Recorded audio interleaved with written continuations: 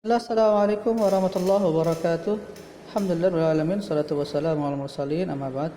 Anak-anak yang dirahmati Allah Subhanahu wa taala, alhamdulillah hari ini kita berjumpa secara online untuk mata pelajaran olahraga. Materi kita pada hari ini adalah tentang permainan bola kecil, yaitu pada permainan bulu tangkis. Nah, bulu tangkis ini merupakan salah satu olahraga yang sangat populer di negara kita, di mana negara kita disegani dalam hal bidang olahraga bulu tangkis. Nah, anak-anak yang dirahmati Allah Subhanahu wa taala, tahukah kalian bagaimana pengertian dari bulu tangkis, sejarah bulu tangkis, dan bagaimana cara bermain bulu tangkis yang benar? Nah, mari kita ikuti materi pada hari ini. Kita akan bicara seputar tentang permainan bulu tangkis.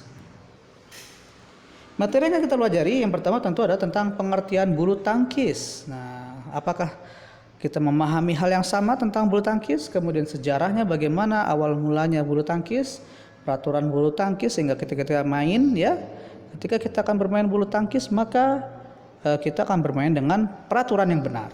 Kemudian teknik dasar bulu tangkis, di mana kita juga harus melakukan untuk pukulan-pukulannya ataupun servisnya itu dilakukan dengan benar.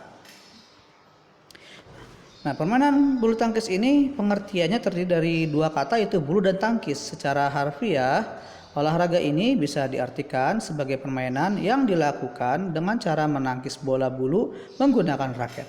Bolanya sendiri merujuk pada kok yang memang terbuat dari bulu-bulu hewan unggas. Nah, sejarah bulu tangkis sebenarnya tidak ada yang tahu pasti bagaimana asal mula adanya olahraga bulu tangkis. Tapi ada banyak pendapat yang mengatakan kalau permainan tersebut sudah ada sejak zaman Mesir kuno, yaitu sekitar 2000 tahun yang lalu. Ada pula yang berpendapat bahwa bulu tangkis sebenarnya berasal dari Tiongkok. Zaman dulu orang-orang Tiongkok punya permainan bernama jianzi. Aturan mainnya mirip seperti bulu tangkis, yaitu menjaga agar kok tidak jatuh ke tanah. Permainan serupa juga sudah berkembang di Inggris dengan nama battledore and shuttlecock. Peraturannya adalah pemain harus menjaga kok agar tidak jatuh dan tetap di udara dengan cara memukulnya selama mungkin. Permainan ini kemudian berkembang sejak tahun 1850-an dan orang-orang mulai menyebutnya sebagai badminton. Jadi badminton sendiri sebenarnya merujuk pada nama istana Inggris yang mengadakan pertandingan kala itu. Badminton mulai masuk ke Indonesia pada zaman penjajahan sekitar tahun 1930. Akan tetapi olahraga ini baru bisa berkembang di tahun 1947 atau setelah Indonesia merdeka. Sejak saat itu perkembangan badminton pun cukup pesat dan para atlet mulai bermunculan. Di tahun 1951 terbentuklah Persatuan Bulu Tangkis Seluruh Indonesia yang menaungi aktivitas badminton di dalam negeri. Sampai sekarang, badminton jadi salah satu olahraga kebanggaan Indonesia karena mampu bersaing dengan atlet-atlet mancanegara. Nah, peraturan bulu tangkis yang pertama menggunakan raket. Panjangnya maksimal 68 cm dan lebar 22 cm. Panjang kepala raket atau area senar adalah 20 cm dengan lebar 22 cm. Raket bisa terbuat dari kayu atau aluminium dengan berat tak lebih dari 150 gram. Kok terbuat dari 16 hulu bulu yang ditancapkan pada gabus berdiameter 25 sampai 28 mm. Berat standar kok adalah sekitar 4,74 sampai 5,5 gram. Sedangkan tinggi kok antara 64 sampai 74 mm. Jumlah pemain ada tunggal, 1 lawan 1 dan bisa dimainkan oleh putra maupun putri. Ganda, satu tim terdiri dari 2 orang. Ganda campuran, satu tim terdiri dari 2 orang, yaitu 1 putra dan 1 putri. Penentuan awal permainan biasanya diawali dengan undian, yaitu menggunakan metode lempar koin yang dilakukan oleh wasit. Undian ini untuk menentukan pemain mana yang harus melakukan servis terlebih dahulu. Penghitungan skor, yaitu penentuan kemenangan di olahraga ini menggunakan sistem best of 3. Jadi permainan bulu tangkis bisa berlangsung sebanyak 2 atau 3 babak. Apabila ada pemain yang memenangkan 2 set berturut-turut, babak ketiga tidak perlu dilakukan.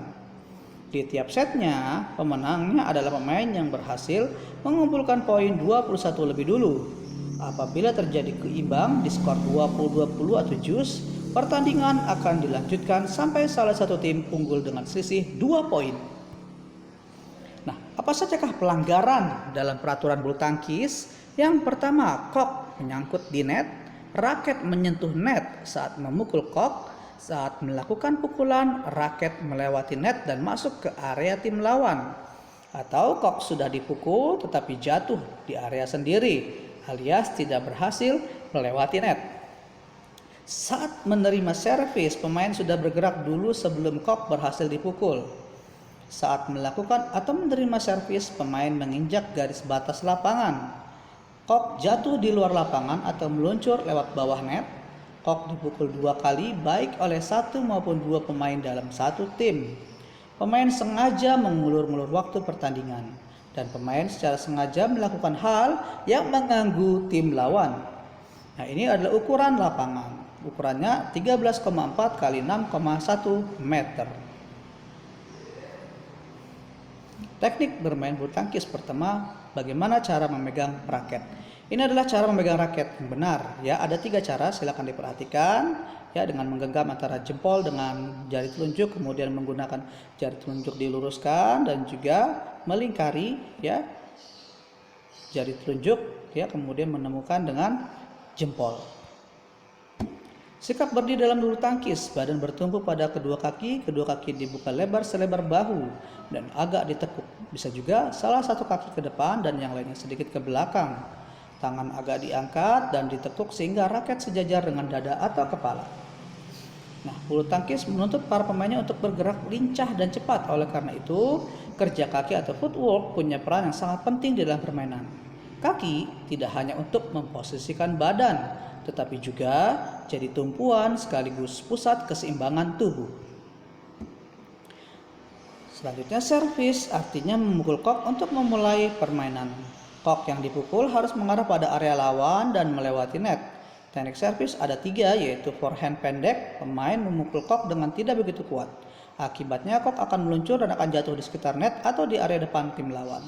Forehand tinggi, teknik ini dilakukan untuk membuat kok melambung tinggi dan jatuhnya cukup jauh dari area net.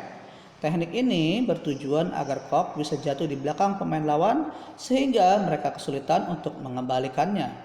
Backhand, servis backhand dilakukan dengan tenaga sedang. Tujuannya agar kok bisa jatuh di dekat garis serang lawan dan mendarat sedikit melewati net. Hal ini bertujuan agar lawan kesulitan mengembalikan serangan. Cara memukul yaitu ada lob, dengan kita memukul kok agar bisa terbang setinggi mungkin dan jatuhnya di belakang garis lapangan area tim lawan. Pukulan ini biasanya membuat lawan kewalahan sehingga mereka pun jadi cepat lelah. Drop shot bertujuan untuk mematikan pergerakan lawan. Pukulannya dilakukan secara lurus dan menggunakan tenaga kecil atau pelan. Tujuannya agar kok bisa jatuh di sekitar net. Teknik ini sering digunakan untuk mengecoh lawan. Pemain biasanya akan melompat dan berpura-pura hendak smash sehingga tim lawan juga bersiap-siap di area belakang. Tapi pukulan yang dilakukan ternyata adalah drop shot dan kok justru jatuh di dekat net. Selanjutnya drive. Drive adalah jenis pukulan yang mendatar. Arah pukulannya bisa lurus atau menyilang untuk menyasar sisi samping tim lawan. Teknik ini biasanya dilakukan untuk menyerang maupun mengembalikan serangan dengan cepat. Netting, sesuai namanya, ini adalah jenis pukulan yang bertujuan agar kok jatuh tepat di net setelah berhasil melewatinya. Pukulan netting ini cukup sulit untuk dilakukan karena butuh akurasi tinggi. Bila berhasil, tim lawan akan kesulitan mengembalikan serangan. Smash adalah jenis pukulan yang bertujuan untuk menyerang sekaligus mematikan gerakan lawan. Pukulan sendiri sangat keras dan menukik ke bawah. Untuk melakukan smash, pemain harus memukul kok dengan sekuat tenaga. Nah, itulah materi kita pada hari ini tentang bulu tangkis. Nah, tugas kalian adalah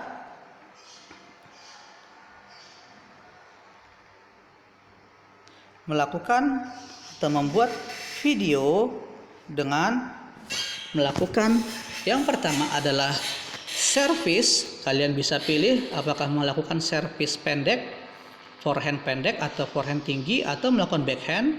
Kemudian melakukan gerakan smash dan juga melakukan gerakan drop shot ya. supaya kalian bisa memahami apa beda smash dan bedanya drop shot. Silakan buat videonya berdasarkan 3 gerakan tadi, yaitu service, smash, dan drop shot. Terima kasih sudah menyimak video sampai akhir. Jazakallah khair. Assalamualaikum warahmatullahi wabarakatuh.